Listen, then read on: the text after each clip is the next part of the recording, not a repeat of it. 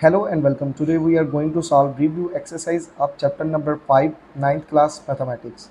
And the question number 1 is based on multiple choice.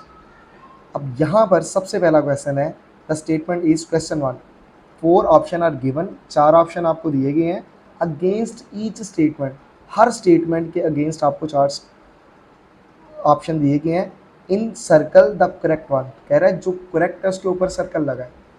अच्छा जी, सबसे पहले कह रहे हैं in the following linear equation is, कहते हैं इन सब में से लीनियर इक्वेशन कौन सी है। तो सबसे पहले तो आपको पता होना चाहिए इक्वेशन क्या होती है। स्टार्ट पे भी इसको बताया गया लेकिन अब दोबारा बता देता हूँ, चूँकि रिव्यू करने लगे हैं हम, सारी चैप्टर का रिव्यू करने लगे हैं तो दोबारा बता देता हूँ। इक्वेशन वो एक्सप्रेशन होता है जिसके अंदर इक्वालिटी का साइन होता है। जिसके अंदर कौन सा साइन होता है? इक्वालिटी। इक्वल से निकला है इक्वेशन, जिसमें इक्वल का साइन होगा वो क्या होगा? एलिमिनेशन, वो इक्वेशन होगा। तो सबसे पहले इस क्वेश्चन के ऊपर हम क्या लगाएंगे? एलिमिनेशन टेक्निक लगाएंगे। What is elimination technique? In elimination technique first we eliminate the wrong option, then definitely we will be left with right option. तो सबसे पहले इक्वेशन के लिए ये सिंबल होना चाहिए। क्या इसके अंदर ये सिंबल है? तो मतलब ये तो कट गया। इसी तरह से क्या इसके अंदर इक्वल का सिंबल है? नहीं, तो ये भी कट गया। इसका मतलब है या तो हमारा ऑप्शन ये वाला होगा और यहाँ हमारा ऑप्शन ये वाला होगा। ये भी इक्वेशन है, ये भी इक्वेशन है, लेकिन वो कह रहा है लीनियर इक्वेशन। लीनियर इक्वेशन वो होती है जिसके अंदर x की जो पावर होती है वो 1 होती है। तो इधर तो x है ही नहीं, तो ये तो कट गया, ये भी एलिमिनेट हो गया। Then definitely this will be our true answer. ठीक है, करेक्ट ऑप्शन, राइट ऑप्शन। तो अब देखिए इसके अंदर x है और जिसकी कोई पावर नहीं होती इसकी पावर क्या आती है? 1। तो हमारे पास जो ऑप्शन आएगा, इसका जो ऑप्शन आएगा वो हमारे पास आएगा ये ऑप्शन सी। तो होपफुली कि आपको इस MCQs की समझ आई होगी। तो नेक्स्ट मूव करते हैं। तो यहाँ पर अब वो हमें क्या कह रहे हैं? Solution of 5x - 10 is equal to 10। कहते हैं इसका सोल्यूशन फाइंड करें। अच्छा जी, x की मैं क्या वैल्यू पुट करूँ कि ये वाली साइड और ये वाली साइड आपस में बराबर आ जाए? चलें जी, 0 पुट करके देखते हैं। ठीक है, 0 पुट करके देखते हैं। तो 5 0 से मल्टीप्लाई होगा तो 0 - 10 इज इक्वल टू 10। क्या ऐसा होता है? नहीं। तो ये हमारे पास क्या हो गया? एलिमिनेट हो गया। अच्छा जी, x की जगह 50 रखते हैं तो क्या हो जाएगा? 50 को 5 से मल्टीप्लाई करें तो ये कितना आ जाएगा? ये 250 आ जाएगा। ठीक है, 250 - 10 इज इक्वल टू, ये भी सेटिस्फाई नहीं करेगा तो ये भी एलिमिनेट हो गया। इसी तरह से आप क्या करें? 4 करें इसके साथ। ठीक है, 5 की जगह x की जगह 4 पुट करें, 4 इससे मल्टीप्लाई होगा तो क्या आ जाएगा? 20 - 10 इज इक्वल टू 10 और 10 इज इक्वल टू 10। तो लेफ्ट हैंड साइड और राइट हैंड साइड इस पर आ गए, इस पर। अब -4 को चेक कर लेते हैं तो ये -20 हो जाएगा, -30 और 10 आ जाएगा। तो ये भी एलिमिनेट हो गया। तो हमारे पास ऑप्शन क्या बचा?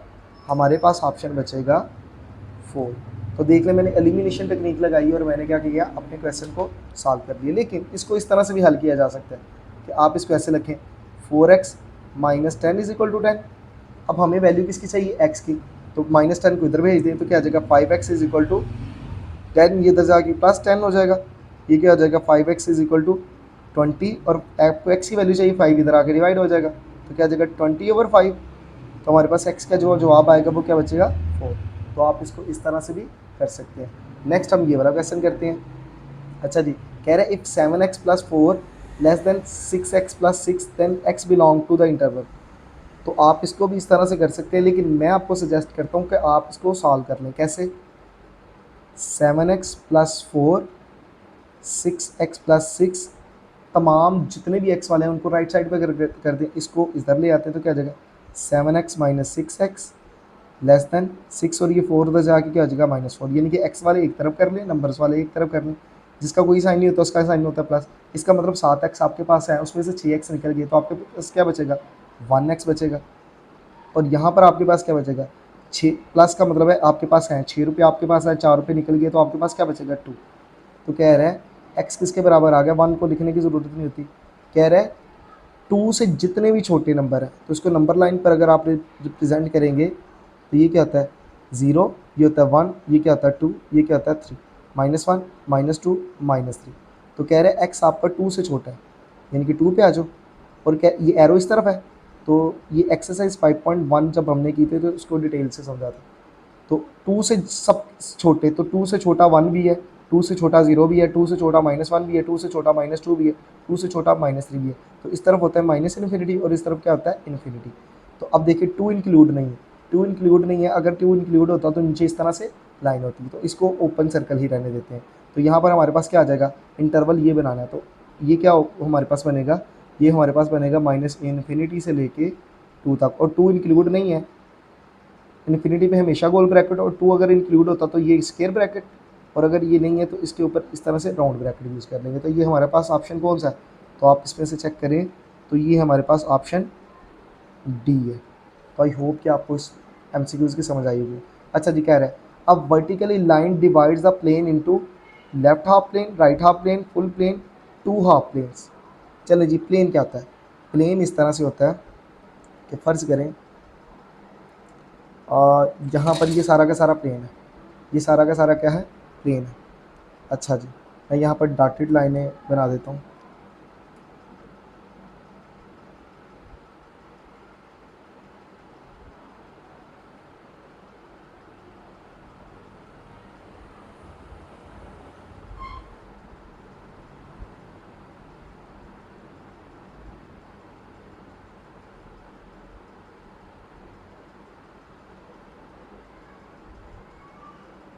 चलो जी, एक प्लेन है, ये क्या है हमारे पास प्लेन।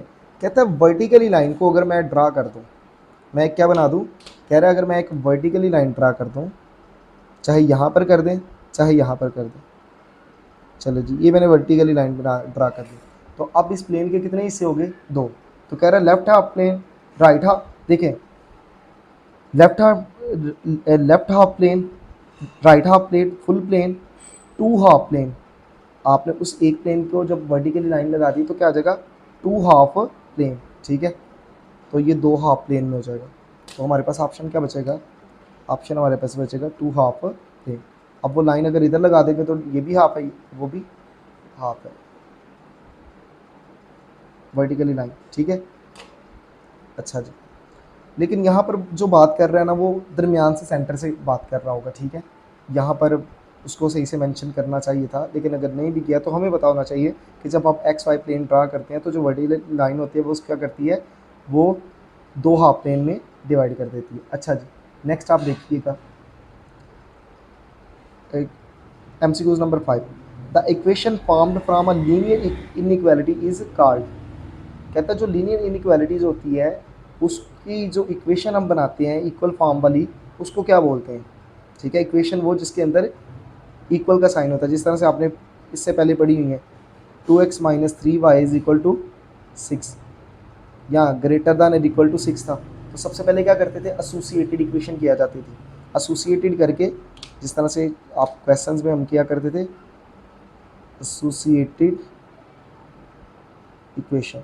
तो एसोसिएटेड इक्वेशन क्या करने के बाद क्या करते थे, इस इनइक्वालिटी को ख़त्म कर दिया करते थे और इसकी जगह क्या कर दिया जाता था, इक्वल साइन लगा दिया जाता था। अब यहाँ पर देखेंगे हमारे पास क्या है, इक्वल साइन।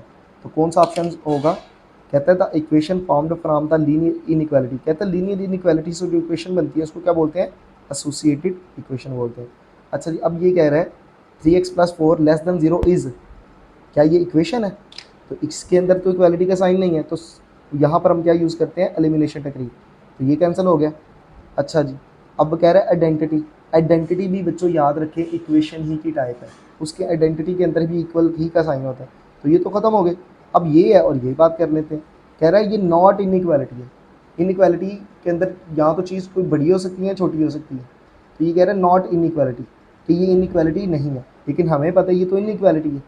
तो इसका ऑप्शन हमारे पास क्या बचेगा, ऑप्शन बी बचेगा। तो आई होप कि आपको इन 6 MCQs की समझ आई होगी। तो अब हम नेक्स्ट वन करते हैं, ठीक है। जी, होपफुली विजिबल है, जी विजिबल है। अब क्या करना है हमने, अब हमने ये वाला क्वेश्चन करना है। कह रहा है corner point is also called.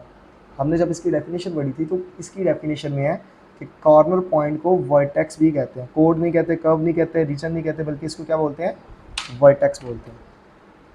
तो ये हमारे पास क्या आ गया, राइट ऑप्शन आ गया। इसी तरह से अब कह रहा है 0 0 is the solution of in solution of inequality, क्या ये इसका सोल्यूशन है, इसका सोल्यूशन है, इसका सोल्यूशन है और या इसका। तो यहाँ पर हम क्या यूज़ करेंगे, here we use elimination technique. What is elimination technique? First of all we need to eliminate the wrong option, then definitely we will be left with right option.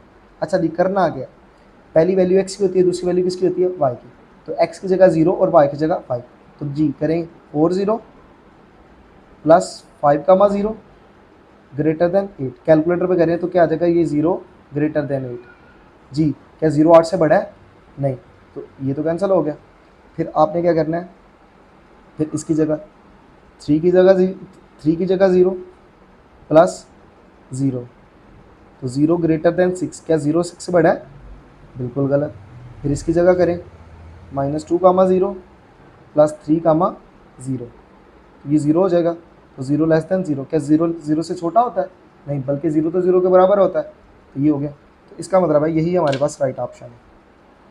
लेकिन फिर भी चेक कर लेते हैं कैसे।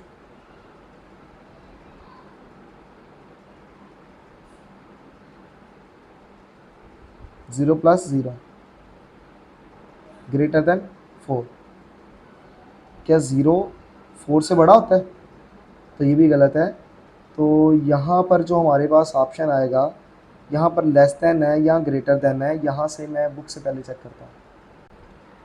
तो बुक पर चेक किया है तो वहाँ पर भी यही ऑप्शन है, जो कि बिल्कुल गलत है। तो इसका मतलब ये वाला भी गलत है।